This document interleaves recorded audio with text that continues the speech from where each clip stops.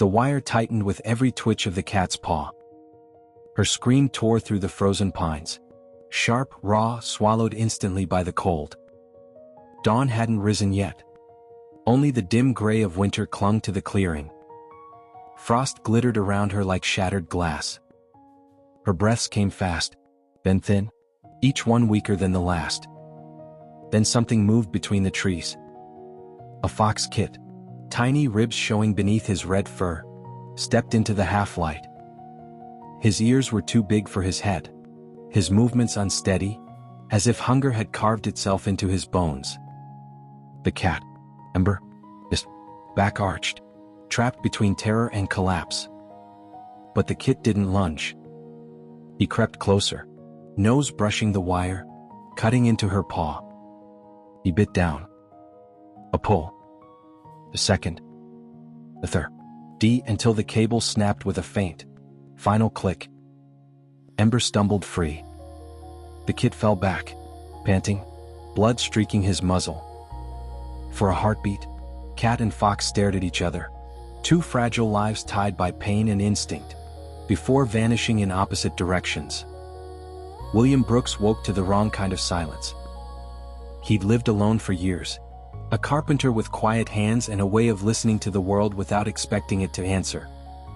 Ember, the stray who'd claimed his porch 2 winters ago, was his only steady companion. She came and went like a shadow, but she always returned by sunrise. This morning, she didn't. William walked the fence line. He checked the stump near the logging road. That's when he found the tracks.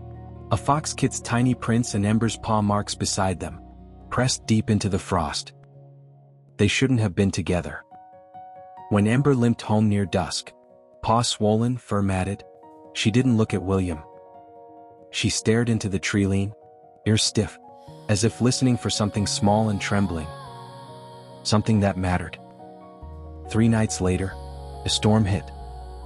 Wind ripped branches from the pines. The cabin shook with every gust. Ember paced restlessly, then slipped out into the dark before William could stop her. Something in her urgency, the way she favored her injured paw yet pushed forward, made his stomach knot. He grabbed a lantern and followed. Rain swallowed the forest. Ember's prints darted through the mud, sharp and frantic. Then something new appeared beside them. Tiny fox tracks, a stumbling pattern, dragging in places. A fox kid is in trouble. William pushed deeper until he reached a fallen log split by the storm. Beneath it, half buried in needles and mud, lay the fox kit, the same one. A wire was wrapped tight around his hind leg, cutting deeper every time he trembled. Ember sat beside him, tail curled around her paws, soaking wet but unmoving. She looked up at William with a sharp, urgent plea. Help him. William knelt. The kit jerked, teeth bared in fear, but Ember leaned close and pressed her head gently against his neck. The kit stilled. William twisted the snare. Rain stung his hands. The wire resisted. Another turn. Another. A final rake. The snare snapped open, but the log still pinned the key. William braced his shoulder and heaved, lifting just enough for the small fox to scramble free. He collapsed onto the ground, shaking violently. What? Ember stepped forward and nudged his The kit's trembling eased. William wrapped him in his coat, and Ember walked beside him all the way home. The kit slept in a basket by the fire for 2 days. He was tiny, far younger than William realized. Too young to hunt. Too young to survive winter alone. His bones were light as twigs when William lifted him, his breath shallow but stubborn. Ember curled around him like a second blanket, warming him through the nights. William watched in quiet disbelief. She cleaned his fur. She shared her food. She guarded him from the shadows at the windows. And the fox kit, whom William began calling Rust, followed Ember everywhere once he could stand. He trailed her across the porch, stumbled after her in the yard, and slept pressed against her side. Ember had decided. This was hers to raise. Winter thawed into a thin, cold spring. Rust learned from watching Ember how to stalk quietly, how to crouch low in the grass, how to retreat when hawks passed overhead. His steps grew surer, his fur brighter. Ember taught him without sound. A nudge, a glance, a slow blink. William left scraps on the porch. Rust took them only after Ember inspected them, still relying on her judgment more than his instincts. Some nights, Rust fell asleep on William's boots.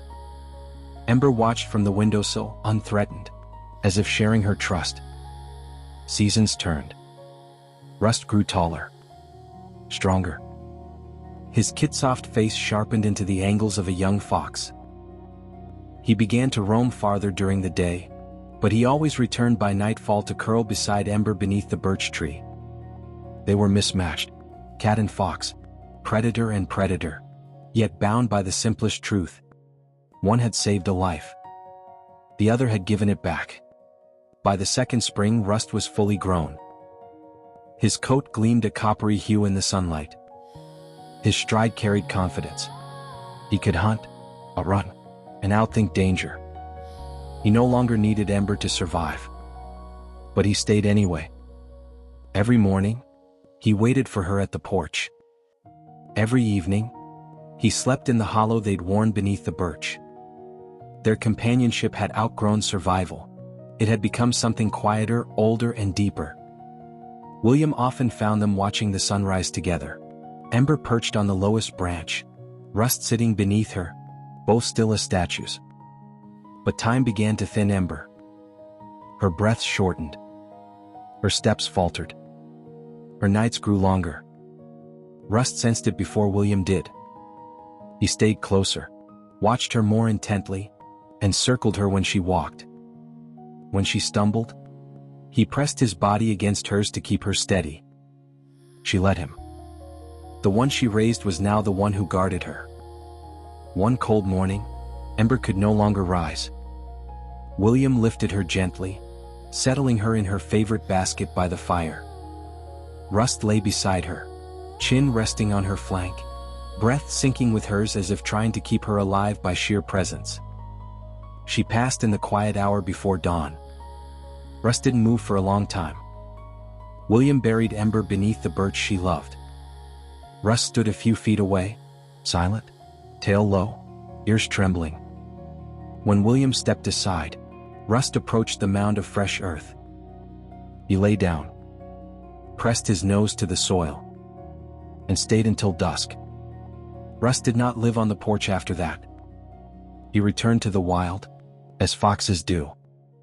William wondered if he'd ever see him again. Then spring arrived. One morning, dew shimmered on the porch steps, and there he was. Rust stood at the birch, older now, broader, eyes softer but shining with memory. He circled Ember's grave once, twice, then lay down in the same perfect ring he'd formed the night she died. He stayed until sunset. And the next spring, he returned. And the next.